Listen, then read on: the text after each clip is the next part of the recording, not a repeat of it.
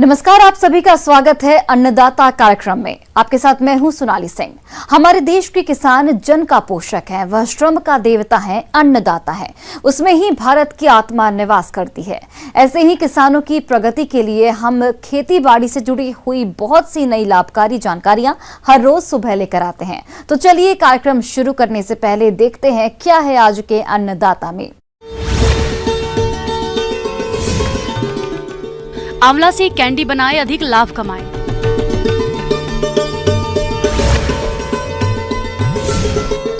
Sweet corn मक्के की खेती से कमा सकते हैं अधिक आमदनी।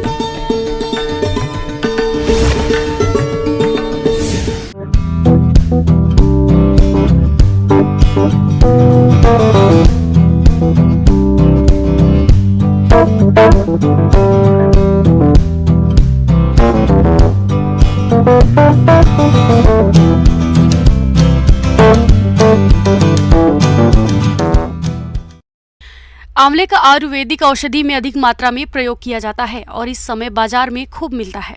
इस समय तो आप ताजा आंवला अपने रोजाना के खाने में चटनी बनाकर आंवला कैंडी या सूप में किसी भी तरह से प्रयोग में ला सकते हैं। लेकिन कई बार बाजार में इसकी अधिक आवक होने के कारण किसानों को इसका अच्छा दाम नहीं मिल पाता। ऐसे में किसान आंवला की कैंडी बनाकर बेचे तो इससे अच्छा मुनाफा कमा सकते हैं। और आंवला से कैंडी बनाना काफी आसान है, किसान इसे अपने घर पर आसानी से तैयार कर सकते हैं। तो चलिए इस बारे में विस्तार से जानते हैं बिरसा कृषि विश्वविद्यालय जिला रांची की कृषि वैज्ञानिक डॉक्टर रेखा सिन्हा से।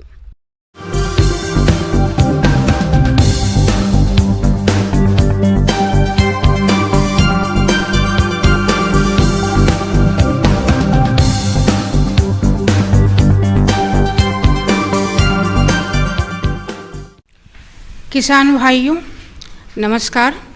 जो लोग आंवला की खेती करते हैं तो वो आंवला की खेती के साथ अगर उसको परिरक्षित भी अगर करेंगे तो उनको बेहतर आय प्राप्त करेगा। आंवला के विभिन्न उत्पाद बाजार में उपलब्ध हैं, जैसे मुरब्बा, कैंडी, अचार, उसके माउथ फ्रेशनर, चटनी।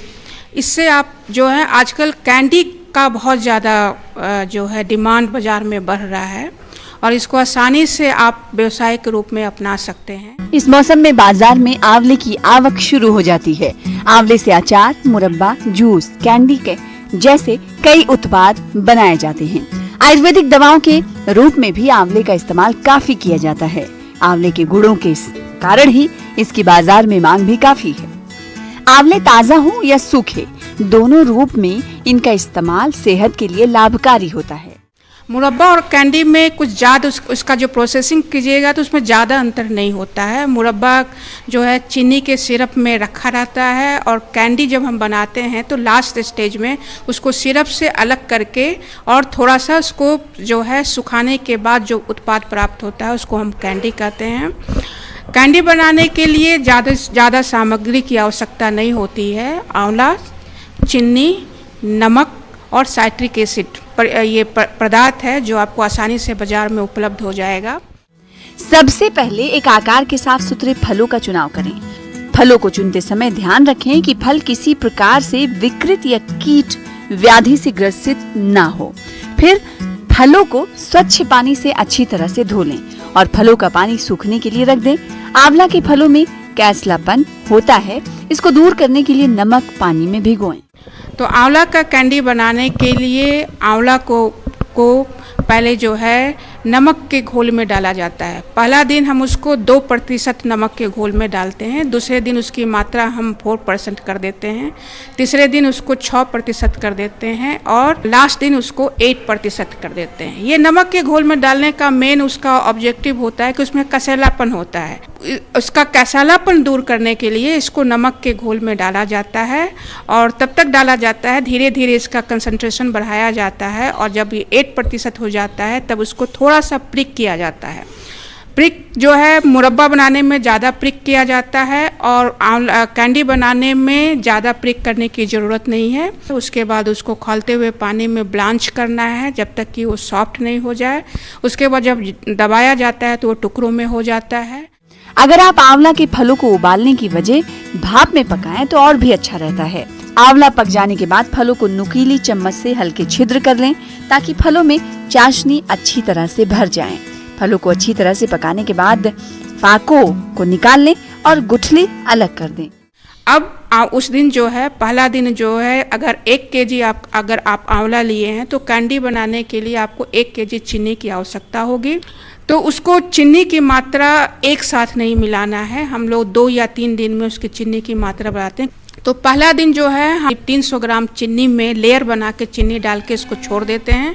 दूसरे दिन वो सिरप बन जाता है, उसमें फिर 300 ग्राम जो है चीनी मिला के उसका सिरप बनाते हैं। जब खौलने लगता है तो उसको हम आग से उतार देते हैं और फिर जो है उसमें जो टुकड़ा है वो डालते हैं। चीनी के जब हम उबालते हैं तो उसमें टुकड़ा डाल के नहीं उबालना है, तो चीनी के सिरप को छान लेना है, टुकड़ा को आपको अलग करना है और जो सिरप है उसको आपको उबालना है और उसमें साइट्रिक एसिड भी मिला दिया जाता है। जनरली 1 केजी में हम 3 ग्राम साइट्रिक एसिड की आवश्यकता होगी, आधा चम्मच जो है साइट्रिक एसिड की आवश्यकता होती है। तीसरे दिन जो है हम रिमेनिंग जो भी चीनी बचा हुआ है उसको मिला के उसके सिरप को खौलाते हैं और फिर आंवला जो है उसमें डालते हैं और रात भर छोड़ देते हैं। इसको आप 2 दिन छोड़ सकते हैं। अगर मौसम ज़्यादा गर्म है तो आप फिर दूसरे दिन आपको फिर टुकड़े को बाहर निकाल के उसको थोड़ा सा गाढ़ा कीजिए, फिर उसमें आप जो है आंवला का टुकड़ा डाल के छोड़ दीजिए। 5वें दिन जो है आपको आंवला के टुकड़े को जो है रस से बाहर निकाल लेना है। ट्रे में बिछा के आप जो है शेड में ही आप छोड़ सकते हैं 2-3 दिन के लिए, या अगर धूप है तो धूप में 1 दिन के लिए आप छोड़ सकते हैं, जिससे कि वो जो उसमें चिपचिपापन है वो ख़त्म हो जाए और बाद में उसको आप जो है डब्बे में पैक जो है उसमें पैक करके जो है आप इसको कर सकते हैं। कैंडी को अच्छी तरह सुखाने के बाद बची हुई चीनी का बारीक पाउडर बनाकर कैंडी के ऊपर छिड़काव करें। इससे कैंडी में मौजूद अतिरिक्त नमी कम हो जाती है। फिर कैंडी को अच्छी तरह से सुखाकर हवाबंद डिब्बे में अच्छी तरह पैक कर दें। इससे कैंडी कई महीनों और सालों तक सुरक्षित रहती है। जनरली जो 10 केजी जो अगर आंवला से आप कैंडी बनाते हैं तो उसका आधा मतलब 5 केजी के करीब जो है आपको कैंडी प्राप्त होता है। और वही मुरब्बा बनाइएगा तो आपको 10 केजी से करीब 12 से 13 केजी आपको मुरब्बा प्राप्त होता है। तो आप इस आसानी से कैंडी का बाज़ार में बहुत ज़्यादा डिमांड है, इसके मार्केटिंग में प्रॉब्लम नहीं आएगी और इसको आप अच्छे व्यवसाय के रूप में ले सकते हैं किसान भाई लोग। और जो महिलाएं हैं जो चाहती हैं कि हम अपने परिवार के आय में अपना योगदान दें, वो आसानी से इसको जो है एक व्यवसाय के रूप में अपना सकती हैं। और इसके लिए थोड़ा सा प्रशिक्षण की आवश्यकता होगी और इसके लिए आप प्रशिक्षण आप ले सकते हैं। बहुत से संस्थान हैं जहाँ पे आंवला का कैंडी बनाने का प्रशिक्षण दिया जाता है। हर एक डिस्ट्रिक्ट में कृषि विज्ञान केंद्र है, वहाँ पे आप प्रशिक्षण ले सकते हैं। किसी विश्वविद्यालय में भी आप संपर्क कर सकते हैं, वहाँ से आप थोड़ा सा अगर प्रशिक्षण ले लीजिएगा तो आप एक हाई क्वालिटी जो है कैंडी बना सकते हैं, जिसका बाज़ार में बहुत ज़्यादा डिमांड है। किसान भाइयों, अब लेते हैं एक छोटा सा ब्रेक।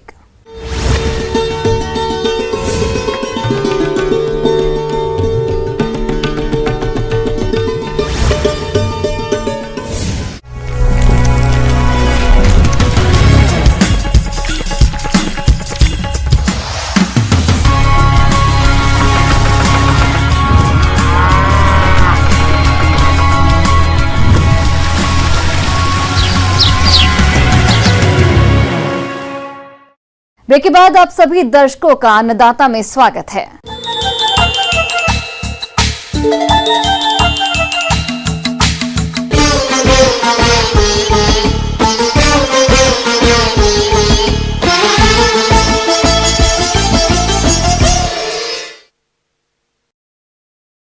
स्वीट कॉर्न की घरेलू एवं अंतर्राष्ट्रीय बाजार में अधिक मांग होने के कारण इसको डिब्बा बंदी करके निर्यात भी किया जा रहा है। शहर के आसपास के क्षेत्रों में स्वीट कॉर्न की वर्ष भर खेती करके किसान भाई कम समय में अधिक लाभ कमा सकते हैं। इसकी खेती किसानों के लिए आत्मनिर्भरता और रोजगार के लिए उत्तम विकल्प हो सकती है। सामान्य मक्के की भांति ही स्वीट कॉर्न की खेती भी की जाती है। तो चलिए इसकी खेती के बारे में विस्तार से जानते हैं विवेकानंद कृषि विश्वविद्यालय जिला रांची के अधिष्ठाता डॉक्टर राघव ठाकुर से।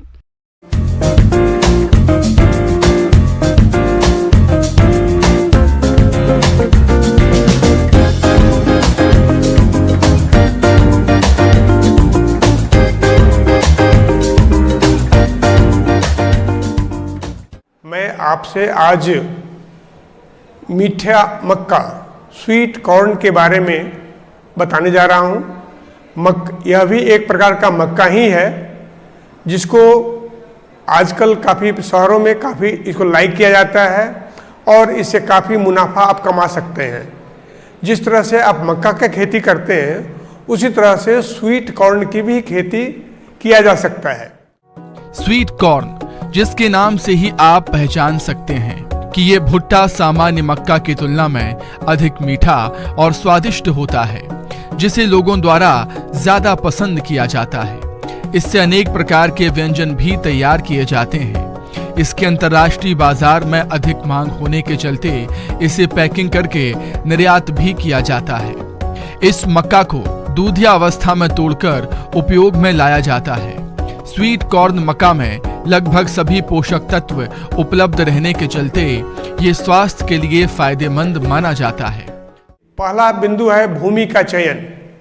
मक्का आप जानते हैं कि हेवी फीडर क्रॉप है, इसको न्यूट्रिएंट ज़्यादा चाहिए, तो वैसे खेत का चुनाव करें जिसमें कि आपका nutrient structure, organic carbon, nitrogen, phosphorus, potash ज़्यादा हो, प्लस जल धारण क्षमता भी ज़्यादा हो और भूमि से जल निकास भी अच्छा होता हो, वैसे भूमि का चयन करना चाहिए। खेत की तैयारी के समय एक जुताई मिट्टी पलटने वाले हल से और 2 जुताइयां देसी हल या कल्टीवेटर से करके पाटा लगाकर खेत को भुरभुरा व समतल कर लेना चाहिए। अब बात आती है खाद और पोषक तत्व प्रबंधन की। ध्यान रहे, हमने कहा है कि इसको न्यूट्रिएंट ज़्यादा चाहिए, तो अंतिम जुताई के समय करीब 10 टन पर हेक्टेयर के हिसाब से FYM छिड़क कर और खेत में मिला देना चाहिए। अब बारी उठता है कि फर्टिलाइजर हम कैसे दें।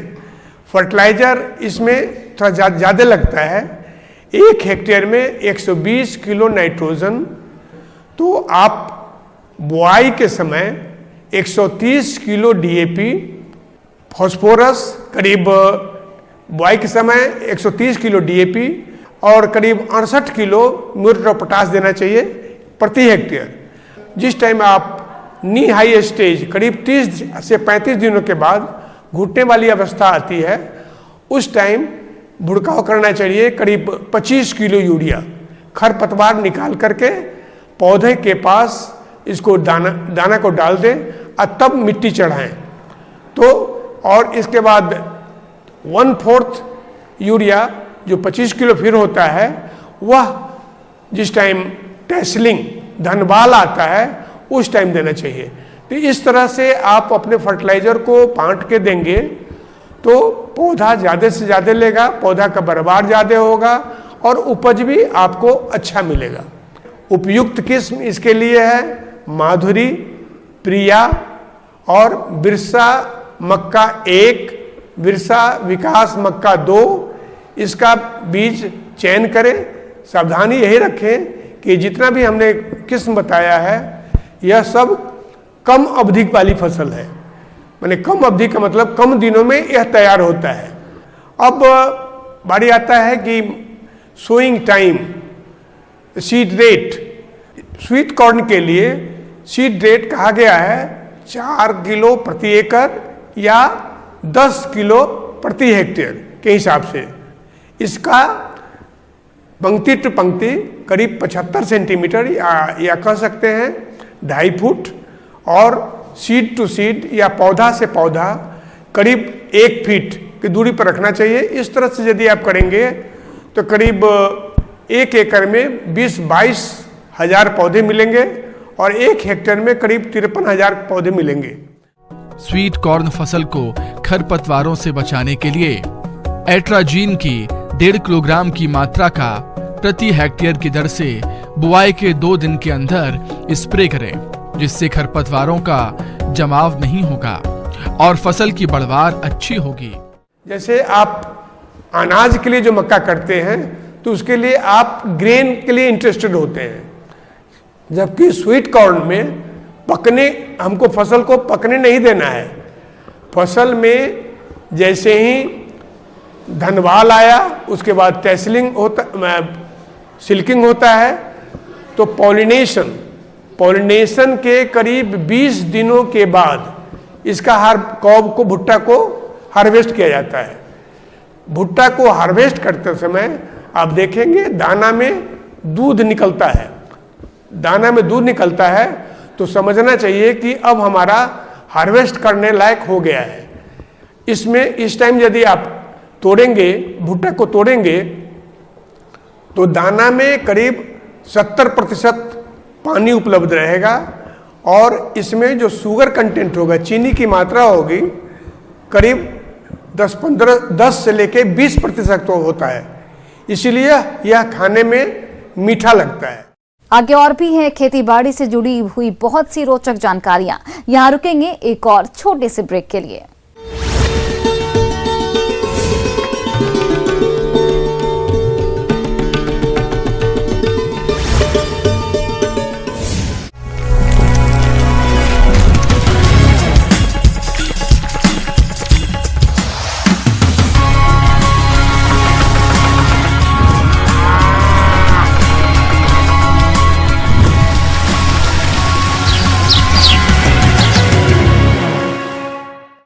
ब्रेक के बाद एक बार फिर से आप सभी दर्शकों का अन्नदाता कार्यक्रम में बहुत बहुत स्वागत है।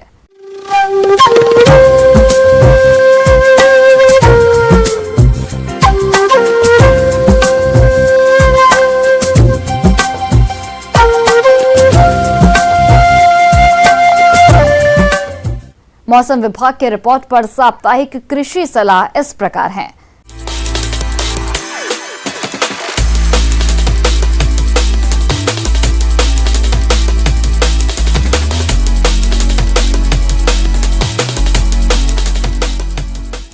ग्रामीण कृषि मौसम सेवा, कृषि मौसम विभाग, डॉक्टर राजेंद्र प्रसाद केंद्रीय विश्वविद्यालय पूसा समस्तीपुर द्वारा भेजे गए मौसम पूर्वानुमान रिपोर्ट के आधार पर उत्तरी बिहार के किसानों को सलाह दी जाती है कि आने वाले 3 दिनों के दौरान इन क्षेत्रों में आसमान में बादल आ सकते हैं। ऐसे में इन क्षेत्रों के किसान भाइयों को सलाह दी जाती है कि अगात सरसों की तैयार फसल की कटाई, झड़ाई एवं सुखाने का कार्य करें।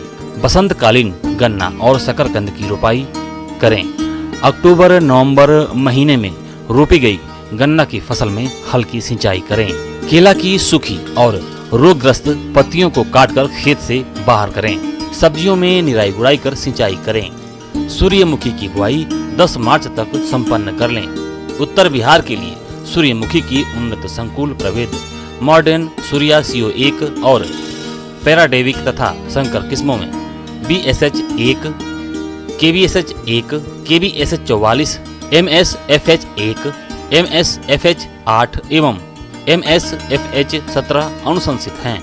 संकर किस्मों के लिए बीज की मात्रा 5 किलोग्राम प्रति हेक्टेयर रखें और संकुल किस्मों के लिए 8 किलोग्राम प्रति हेक्टेयर बीज दर रखें। बुआई से पहले प्रति किलोग्राम बीज को 2 ग्राम थीरम या कैप्टान दवा से उपचारित करके बुआई करें। गर्मा मूंग और उड़द की बुआई के लिए खेत की तैयारी करें। मूंग के लिए पूसा विशाल SML 668, HUM 16 एवं सोना तथा उड़द के लिए पंत उड़द 19, पंत उड़द 31 नवीन एवं उत्तरा किस्मों की बुआई करें। बुआई के 2 दिन पहले बीज को कार्बेंडाजिम 2.5 ग्राम प्रति किलोग्राम बीज की दर से शोधित करें और बुआई के ठीक पहले शोधित बीज को उचित राइजोबियम कल्चर से उपचारित करके बुआई करें। इस मौसम में प्याज की फसल में थ्रिप्स कीट का आक्रमण हो सकता है। बचाव के लिए मौसम साफ होने पर प्रोफेनोफास 50 EC दवा 1 मिलीलीटर प्रति लीटर पानी की दर से या इमिडाक्लोप्रिड 17.8 SL 1 मिलीलीटर प्रति 4 लीटर पानी की दर से घोलकर छिड़काव मौसम साफ रहने पर ही करें। गर्मा सब्जियों जैसे भिंडी, कद्दू, कदीमा, करेला, खीरा और नीनुआ की बुआई के लिए मौसम अनुकूल है। भिंडी के लिए परभनी क्रांति, अर्का अभय, अर्का अनामिका, वर्षा उपहार KS 312, लौकी के लिए Rajendra Chamatkar, Pusa summer prolific long, Pusa summer prolific round, निनुआ के लिए राजेंद्र निनुआ 1, पूसा चिकनी, पूसा प्रिया, कल्याणपुर चिकनी, करेला के लिए पूसा 2 मौसमी, पूसा विशेष, कोयम्बटूर लौंग, पंत करेला और कल्याणपुर 12 मासी अनुशंसित किस्में हैं। बीज की खरीदारी प्रमाणित स्रोत से ही करें। स्वस्थ फसल के लिए बीज को सदैव उपचारित करके बुआई करें। बुआई से पहले मिट्टी में पर्याप्त नमी की जांच अवश्य कर लें। नमी के अभाव में बीजों का अंकुरण प्रभावित हो सकता है। इस मौसम में सब्जियों वाली फसल में लाही कीट का प्रकोप होने की संभावना है। अगर कीटों की संख्या अधिक हो तो इमिडाक्लोप्रिड दवा 1 मिलीलीटर प्रति 3 लीटर पानी की दर से घोलकर छिड़काव करें। इस समय आम में मंजर आ रहा है। जो किसान भाई आम में अभी तक कीटनाशक दवा का छिड़काव नहीं किए हैं वे इमिडाक्लोप्रिड 17.8 SL दवा 1 मिलीलीटर प्रति 2 लीटर पानी की दर से और घुलनशील गंधक चूर्ण फफूंदनाशक दवा 80 WP 2 ग्राम प्रति लीटर पानी की दर से घोलकर छिड़काव करें। इससे आम के पेड़ में मधुआ कीट एवं चूड़िल आसिता रोग की उग्रता में कमी आती है। रबी मक्का की धनबाल व मोचार निकलने से दाना बनने की अवस्था वाली फसल में पर्याप्त नमी बनाए रखें। बसंतकालीन मक्का की बुआई करें। बुआई के लिए सुहान, देवकी, गंगा 11, शक्तिमान 1 एवं शक्तिमान 2 किस्में अनुशंसित हैं। समय से बोई गई गेहूं की फसल जो गोभा की अवस्था में आ रही हो उसमें सिंचाई कर 30 किलोग्राम नाइट्रोजन प्रति हेक्टेयर की दर से उपरिवेशन करें।